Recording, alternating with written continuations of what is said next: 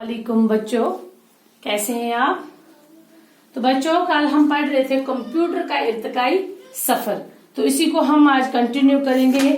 आप निकालिए page number 106 का है दूसरा पैरा। ठीक है। कंप्यूटरों की ये दूसरी नस्ल जगह भी बहुत कम घेरती थी और बिजली का करंट का भी कम इस्तेमाल इसमें होता था। इसके अलावा ये कंप्यूटर पहली नस्ल के कंप्यूटरों के मुकाबले में बहुत ज्यादा तेजी से काम करने लगे। अब जो नई नस्ल इनकी वजूद में आई, तो ये पहले कंप्यूटरों से दूसरे ये जो कंप्यूटर है ये तेजी से काम करने लगे और इनकी यादाश्त में मालूमात हजारों गुना ज्यादा दर्ज की जाने लगी। पहले तो कम होती थी यादाश्त, अब इनमें ज्यादा होने लगी। 1920 ईस्वी तक दूसरी नस्ल के कंप्यूटरों के कम अज कम 100 मुख्तलिफ मॉडल बन चुके थे। 1919 में पहला इलेक्ट्रॉनिक कंप्यूटर आया था, आपने पढ़ा है ना। और अब 1920 ईस्वी में क्या हुआ, इसमें इसके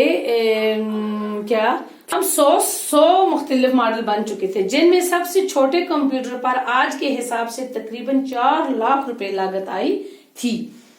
और कंप्यूटर का सबसे बड़ा मॉडल जो IBM कहलाता था, इस पर लगभग 4 करोड़ रुपए की लागत आई। सबसे बड़ा मॉडल जो कंप्यूटर का है IBM कहलाता है, जो इस पर पता है कितनी 4 करोड़ रुपया लागत आई थी। ये कंप्यूटर फिजाई, हलाई, साइंस या इंजीनियरिंग सनतों में इस्तेमाल होते थे। कंप्यूटरों की तीसरी नस्ल का इस्तेमाल 1960 ईस्वी से लेकर 1970 ईस्वी तक रहा। इसके बाद फोर्थ जनरेशन और फोर्थ जनरेशन के कंप्यूटर नित नए मॉडलों और साइज में आम होते गए। अब ये सिलसिला आगे ही बढ़ता जा रहा है।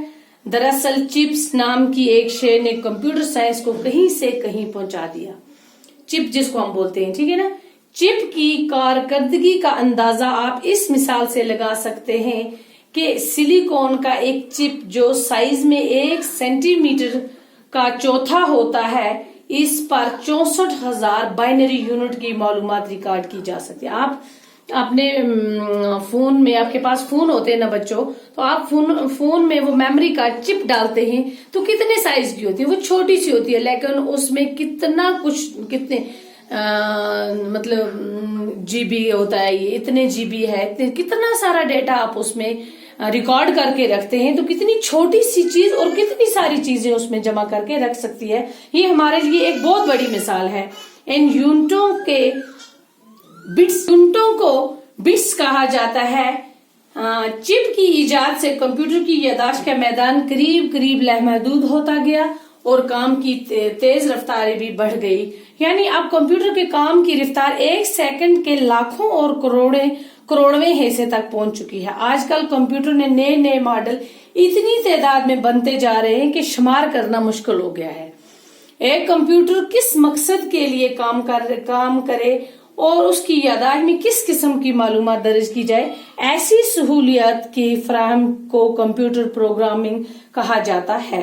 कंप्यूटर प्रोग्रामिंग के लिए बहुत सी मुख्तलिफ ज़बानें इस्तेमाल की जाती हैं। इस सिलसिले में 1940 ईस्वी से अब तक सैकड़ों हजारों ज़बानें बनाकर तजर्बात किए गए, लेकिन अब सिर्फ चंद अहम और बामकसद ज़बानें ही कंप्यूटर के प्रोग्रामिंग में इस्तेमाल होती हैं। कुछ कहा नहीं जा सकता कि तरक्की की तेज रफ्तार मराहल तय करते हुए desktop, laptop, palm top, iPad और टैबलेट वगैरह जैसी सूरतें पाने के बाद अब मुस्तकबिल में कंप्यूटर की शक्ल व सूरत क्या होगी। फिलवक्त एक इंसान की निजी व अनफरादी और समाजी व इज्तिमाही जिंदगी का कोई गोशा ऐसा नहीं जिसमें कंप्यूटर की कार फरमाई न हो। तो अब मतलब बोलते हैं कि अब इंसान की चाहे निजी या इनफरादी या समाजी या इज्तिमाई जिंदगी का कोई भी काम ऐसा, कोई भी गोशा हो जिसमें कंप्यूटर का इस्तेमाल ना हो, ये हो ही नहीं सकता। आज के इंसान का हर काम कंप्यूटर पर डिपेंड है। तो ये था हमारा आज का ये जो हमारा लेसन था, कंप्यूटर का इर्तिकाई सफर, आज ये मुकम्मल हुआ। تو بچوں کل کی ویڈیو میں ہم انشاءاللہ اس کے سوالات و جوابات کریں گے. اوکے, خدا حافظ.